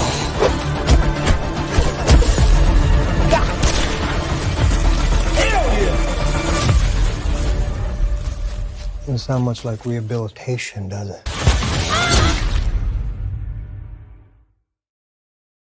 Yay! I like this movie so much. It's really a lot of fun. I really wish when they do a trailer, they would not try to put the whole movie in it, that they would do it slower so we could see more. Because it's like, there you are, there's Sherry. Yeah. It stinks. Years ago, they held a scene so you got interested in the movie. This just looks like a bunch of jumping and beating. It's so great. But I love Sherry. Yeah, she really killed somebody. And you're very, very good in this movie. We'll see tonight. I had never wait, I'll let you know at the Halloween Madame Madness. Tussauds. I have never seen you. Bermuda Island was the first time we had seen you. Right, And then so we'll since watch then, you. we've gone back to watch other. I've gone back and watched a lot of other things that you've been in. We'll so my watch first you tonight. My We'll first see. question though to you is: did you always want to be like an action actor? Because you're an action guy in most of these films. The action thing is sort of just something I fell into. I'm consider myself a serious dramatic actor, but I keep getting pulled into these kind of action hero roles. But it's a lot of fun, and I don't hate it at all. So I'll certainly. Why would you? Another question: do you intend to marry the girl you're engaged to, or you just wasting her time? That is the plan. Yes. You're not just wasting her time, right? No. Okay, I like that because I hate men that waste women's time. Women, age quickly. You have to marry them quick. I'm on it. Actually, you have a couple though. You have some Christmas movies in there, and I saw on you guys, his Instagram is official John Wells, and I saw on I think it was on Instagram at least, you were like singing for like a rock opera. Tell us about the rock opera. Yeah, well, that's in production right now. So my first big day on set is coming up in a couple days. But it's a pro wrestling about pro wrestlers, and it's a musical. So, oh wow! It's kind of a bonkers concept, but hopefully it'll be a lot of fun. I think it sounds fantastic. Now, when you go to Madame Tussauds, it's a theme. It's a 1920s theme. I saw that. Yes. So how are you going to dress as? I've not planned that far ahead yet. Go to like Weston Rental and just rent something from Weston. He might not know what that is. He knows what Weston Rental is. He's an actor. You don't know what Weston Rental is? Why are we doing that? Why are we going? That's an internet thing. This has nothing to do with him. Weston is the biggest rental of costumes. It's down on, I think, it's on Weston. Yeah, that's why they call it Weston. Okay, very cool. So one of the first movies. So I've never seen Piranha Sharks, but Jeff Caperton, who's a very good friend, and I'm working on a film with now. He's a cool guy. Jeff Caperton sent me a message that you're a really cool guy, and he worked with you on Piranha Sharks. And Josh Hammond was on our show back in the day when Jeepers Creepers came out. Yeah. That's great. Cool guy. When I saw that on there, it made me think, I should reach out to him because I haven't talked to him in 15 years probably. But he was a really cool guy back in the day. Eric Roberts. Yeah, he's done a bunch of movies with Eric Roberts is a total. He is a trip. I use an earplug when I work because I can't remember lines anymore. I'm 84 years old. You get fucked up at that age. But Eric was. The cue card thing. Yeah, he's a great. God bless him. Actually, I'll brag for you. Here's some of the people that you've been in movies with. Many have been on our show, or we've done movies with. Costas Mandylor, Robert Lasardo, Tom Proctor, who used to be one of my clients. All good people. Vernon Wells, Michael Pere, Don Wilson, James Duval, Andrew Devoff, Tom Sizemore, Noel Guglielmi. He's been on our show. Trevor Donovan, James Maslow, Eric Roberts, TJ Storm, Corbin Burnson, James Phelps, Al Snow, who I used to know really well back in the day. He's one of my best friends. Yeah. Oh, okay. So he might remember me because I used to be a celebrity clothing designer, and I met him at Screamfest and gave him like this really cool like skull shirt that I had made. And we keep in touch, but I haven't heard from him in 12 years or something. Jason, he's on the wrestling movie that I'm on right now. So. Oh, that's cool. Jason Lively, Jeffrey Combs, Stephanie Pinn, Alexis Iacono, Sid Haig. Alexis, so beautiful. Perry King, Priscilla Barnes, Jeff Fahey, Christian Slater. I mean, what a great lineup of people. How long have you actually been acting? It's getting close to 2 decades at this point. Really? You started. So you don't look old. Yeah, you don't look old enough to have been doing it for. Well, good for you. Good for you. Alexis Iacono is. I want to plug her. She's producing now, and she's got something out that I understand is really good. So but you don't know what it is. The more I find out about it, I'll let you know. She looks like Ava Gardner. She's so beautiful, Alexa. Beautiful girl. So the only thing I haven't seen, I've seen first of all, we see all the Mahal Brothers films, and I know you got a bunch of those coming out. But what did you do? I don't know what Star Wars Hand of the Empire. I don't know what that is. What is that? That was a charity fan film that was produced in Kentucky. It had quite a bit with. Like the 501st Legion was heavily involved and had a lot of production value, but it was a thing we did for charity. Okay. That's why I didn't get a chance to see it because I wish. So out of all the different cool things that you've done, do you have one or two that are like favorites? Oh, that's so hard. Something you put pieces of yourself in all of them and you take things away from all of them. So I mean, it's kind of like choosing. He's too young to have a favorite. You have so many more films coming your way, in your life. You ask the old bags that question. What a young guy. What is he going to say? That's why. If you ask me my favorite film, what are you asking me? Yeah, well, you can't even remember the question. No, because a lot of the movies you do are like you probably didn't set out to be a horror movie actor. Do you watch horror movies? Do you actually? I love horror. I love horror. It's I think it's a blast. I think it's a lot of fun to watch. It's a lot of fun to work on. I love Halloween time. Me too. We all do too. All actors do. Mahal Brothers. Let's get back to them. Mm-hmm. They do I don't think they do horror movies because to me horror movies are slash, kill, chop, blood. Their movies are more, they have a story. Yeah, that's there really is a story in the Mahal Brothers movies. It's just not scenes of gore. And that's why I like their work. I like the both of them. I think they're very good producers. They have Devil's Night. He has Devil's Night, Cursed Waters, and Alien Horde. I think those are all Mahal Brothers movies that will be coming out. And one of them, I think, is getting ready to start shooting. Alien Horde, I think, is starting to shoot soon.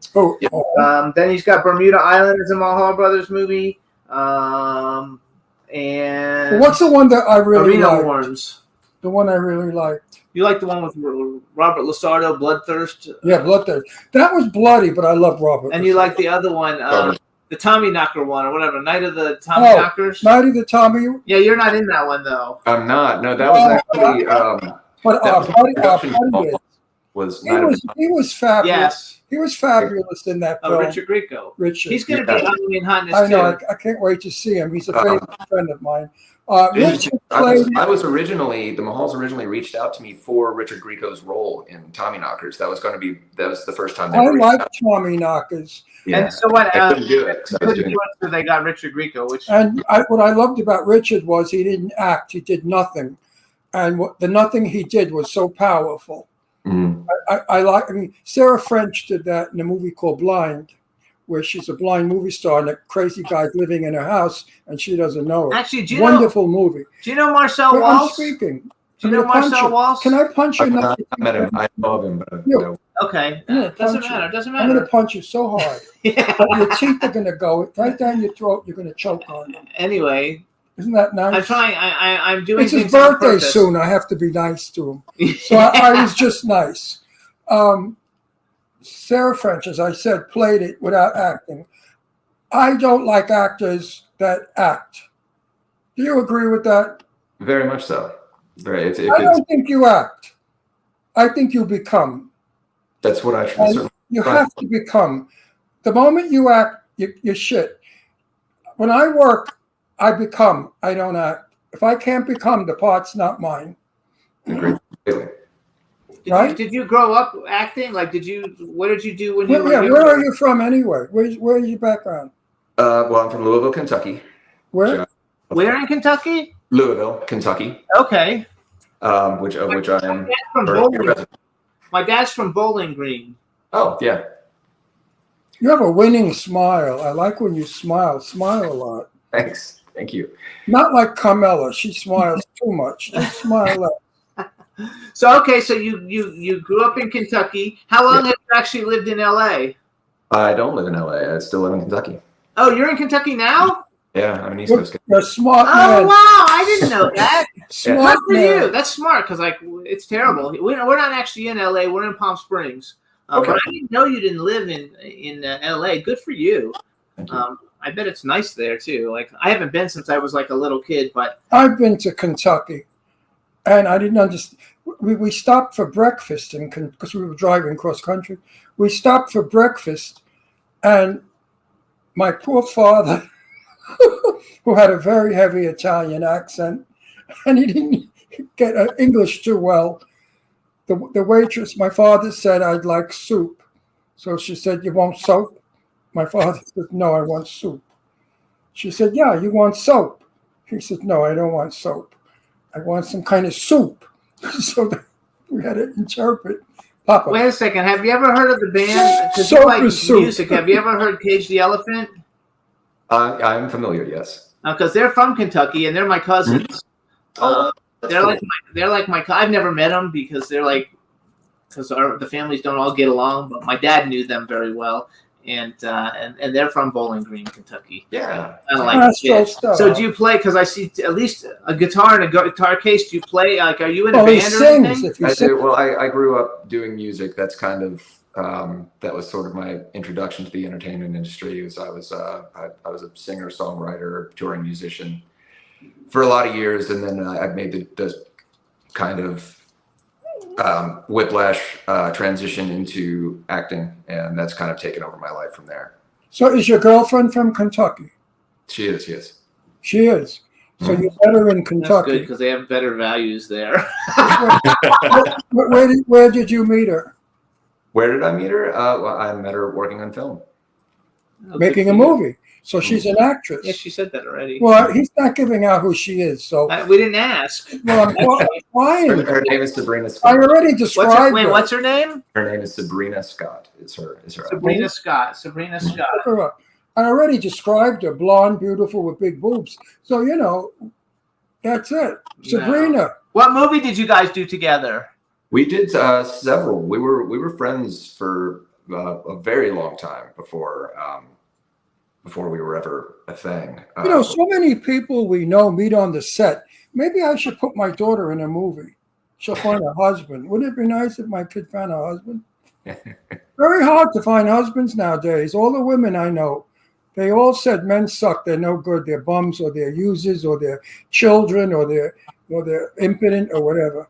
So it's really a put-down society we live in. Men are being terribly put down, and I don't understand why. What do you think about that? Wait a second. Is that her? That is her. Yes. Oh my God, is she gorgeous? Another ugly one. Yes. You're going to have such ugly children. The two of you are so ugly. She's a knockout. No wonder you like her. Oh no. No wonder. She's born in Louisville, Kentucky. She's a beauty. Look at her. What a beautiful girl. Oh my God. Wow. Good for you. Congratulations. Yeah, you did well. Oh, look at her. Put that one back. Oh my God, she looks like a supermodel. She could be like my daughter's sister. She's like on my daughter's type. Oh, she's beautiful. She's good. Congratulations. Wow. All right, let's go back. No, wait. Maybe he doesn't want everybody. Oh, I don't care what he wants. Together. They're in movies I want together, so. everybody out there wants to see what this girl looks like. You got to look like that to get a guy like him. There you go. Hey, it works. Beautiful. Just she might make it in the movies. She's so beautiful. She's a director too. She's a director. According to She's a fantastic writer. She's a wonderful writer, and she's a tremendous actress. And how long are you with her? We've been together for a few years. It's how many years? A few. Yeah. We've been engaged. Well, he's got a good. Technically been engaged for. He's got to answer my questions, or when I see him, I'm going to beat the shit out of him. Actually, she's an actress, director, and a writer. She's a beautiful girl. She knows how to cook. Yes. No, she knows how to cook. Marry her. Oh, they would have met on Piranha Sharks, which was Jeff Caperton's movie that he was producing. So there you go. Jeff Caperton is so nice. Yeah, he's a great guy. All right, so what made you go? All right, first of all, did you release music then under your own name, or were you part of a band, or how did you act? What kind of music did you do? Singer songwriter? Well, we did the metal thing for years, yeah. And then Joey Belladonna is a good friend of ours from Antwerp. Oh, really? Forget about it. We had fun with him in New York City. We all stayed at the same hotel. We were there for an event. His wife is a dreamboat.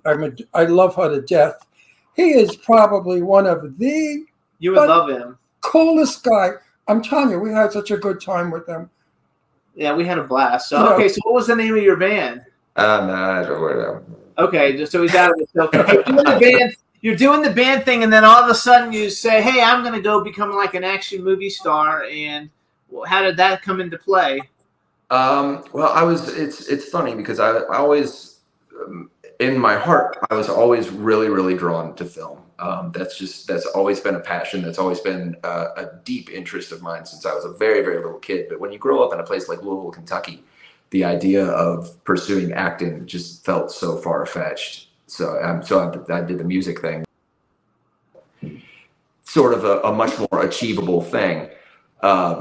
But I was approached by some independent filmmakers, just basically they had seen me perform and knew a little bit about, and they asked me to come screen test for a movie, and I went and screen tested. I ended up getting the role, and I just took off from there. So what's coming up for you? What's going to be the next one?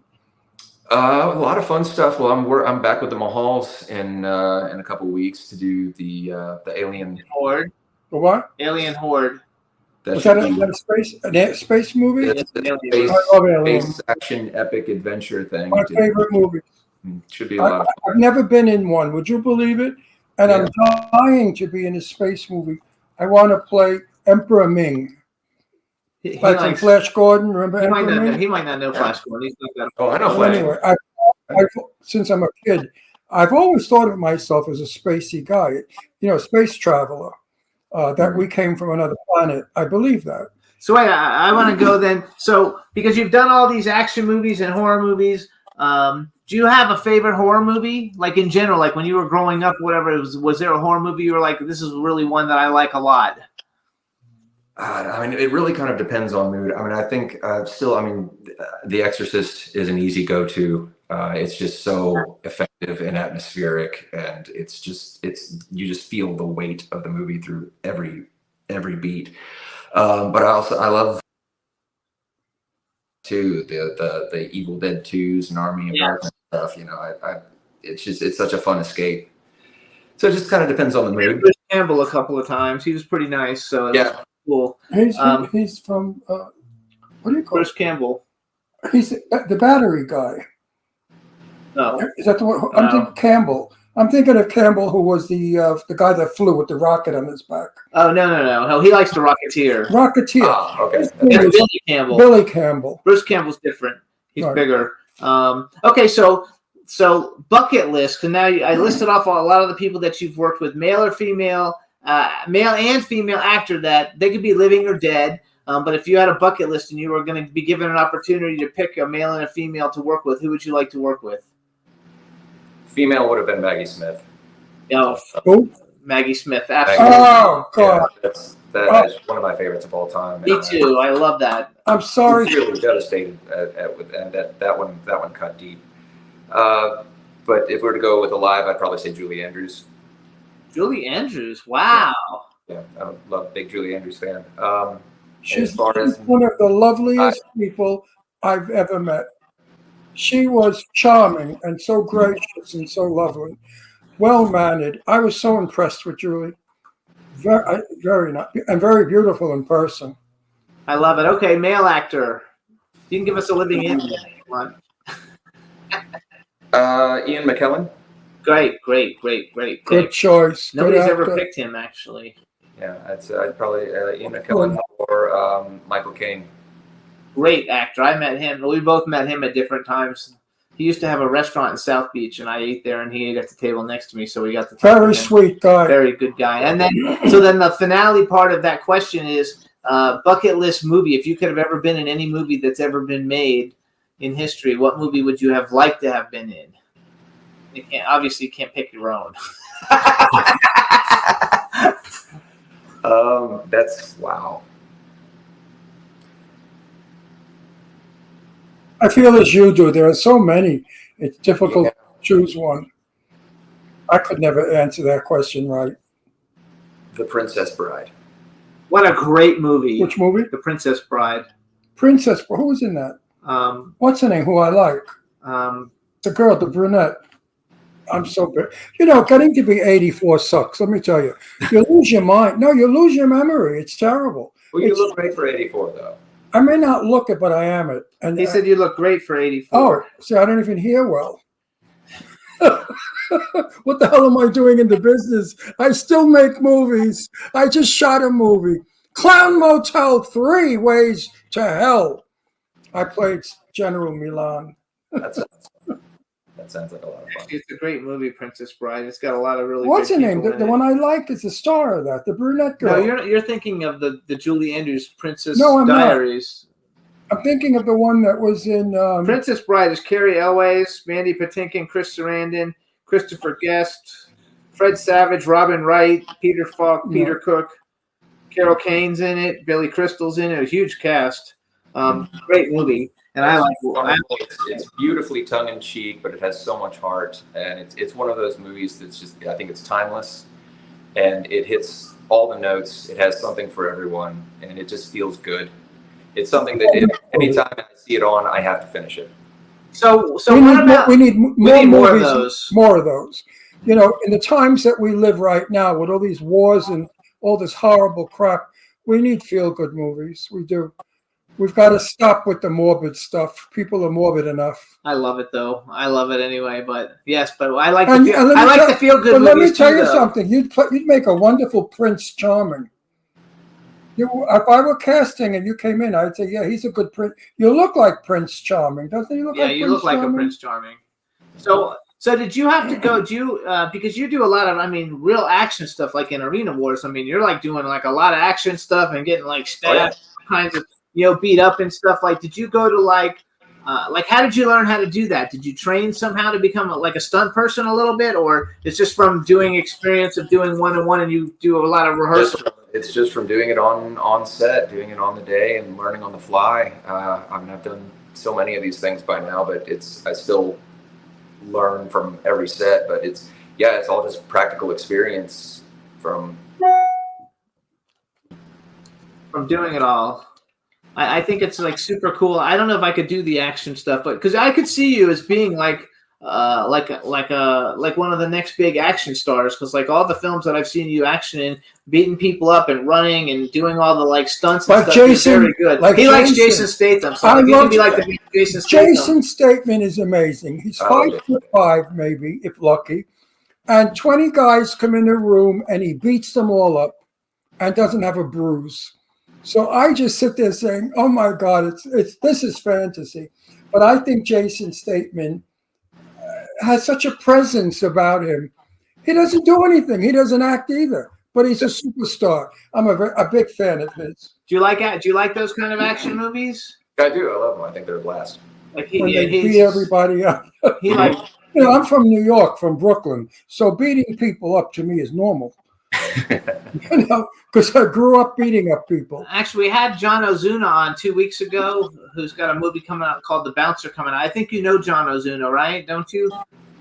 Do you know John Ozuna or not? I thought maybe you did. So I know of him. I don't know him personally. Oh, okay. Oh, you'll meet him. He'll be at Halloween Hotness, so we'll Cool. introduce Great. him because he's real. Awesome. So you're actually flying in then from Kentucky to do Hollywood Hotness. Is that when you're also shooting Alien Horde? Yeah, I was in town for production, so it just kind of worked out that way.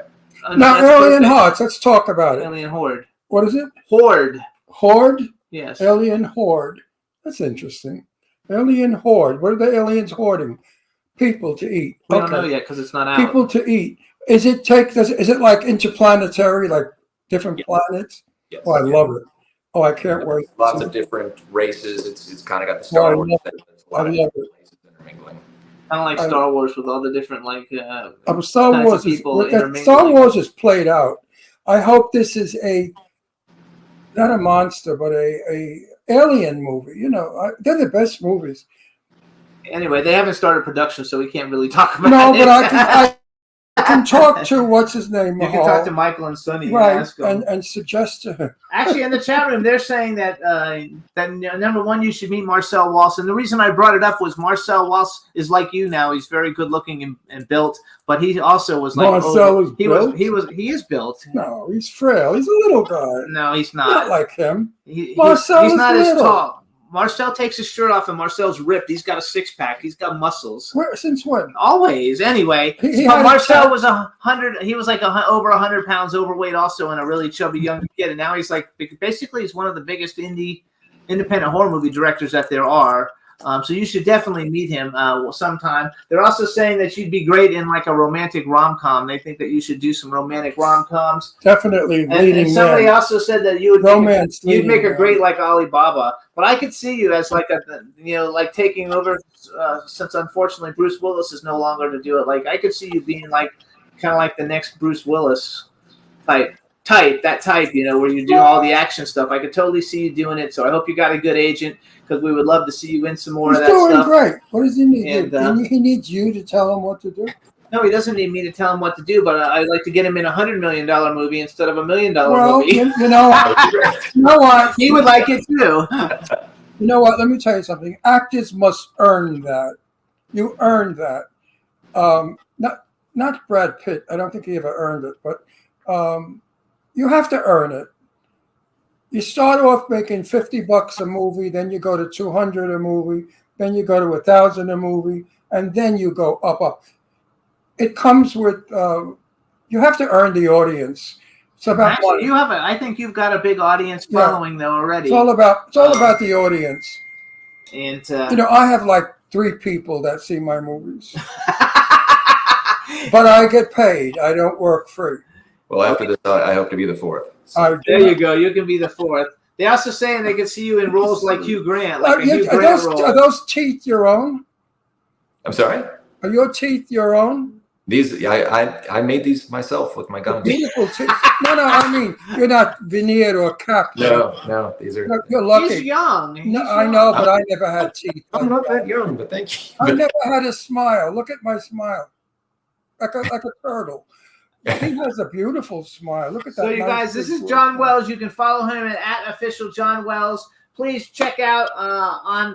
You have a brother, an older brother, single? Yeah, I have an older brother who is about to get married. Oh, he's about to Maybe get we married. could break it up. No. He's always trying to marry I'm off his daughter. desperate to marry my daughter off. So you guys. So follow John on Instagram. Everybody needs to check out Arena Wars because it's on Paramount Plus. Which congratulations to you and the Mahals. I mean, that's a big deal getting on Paramount Plus. Not an easy platform to get on. So congratulations. Wish you all the success in the world on all your films, and we look forward to meeting you in person and taking some pictures at Halloween Hotness on the 19th when you're shooting. I don't know that he wants to take a picture with me. Unquestionably. If anybody sees the picture, they look at me, not him. Oh, yeah, right. So, John, thank you so much for coming on. I didn't know you were in Kentucky. I think it's very cool. Please give our best to your gorgeous fiance. She's a beautiful girl. And we look forward to seeing you. I hope she's nice. I hope she's a true blue person. Of course she is. We wouldn't be. No, sometimes those beautiful girls are bitches, you know. No, really. I've seen some of those beautiful girls, what they do to men. I would punch her in the face if it were me. He's not going to be with the terrible one. So anyway, congratulations on all your success. Thanks for coming on the show. We'll see you in a few weeks. I look Looking forward to it, Johnny boy. Bye. Nice guy, good looking, good actor. He's got it all. So you guys, thanks And so a much for beautiful tuning in. girlfriend. We had a great show, and we'll see you guys next Yes. week. Have a great weekend. Bye-bye. Have a good time. October, Halloween time soon, and Jimmy's birthday. Bye, everybody. Bye-bye. Can turn out to be so wrong. Yeah, we in the mix. Yeah, we in the mix. It's another episode. Here we go. The Jimmy Star Show with Ron Russell. Interviewing the hottest, newest, and truest of today's celebrities. Make sure to subscribe so you can get notified weekly. Jimmy Star, he's the king of cool. Ron Russell, he's a gorgeous dude. Chat room is live and you would be a fool not to vibe with us at the Jimmy Star Show with Ron Russell. Come watch it live on W4CY Radio. Miss some past episodes? Download on iTunes. The Jimmy Star Show with Ron Russell. It's the Jimmy Star Show with Ron Russell.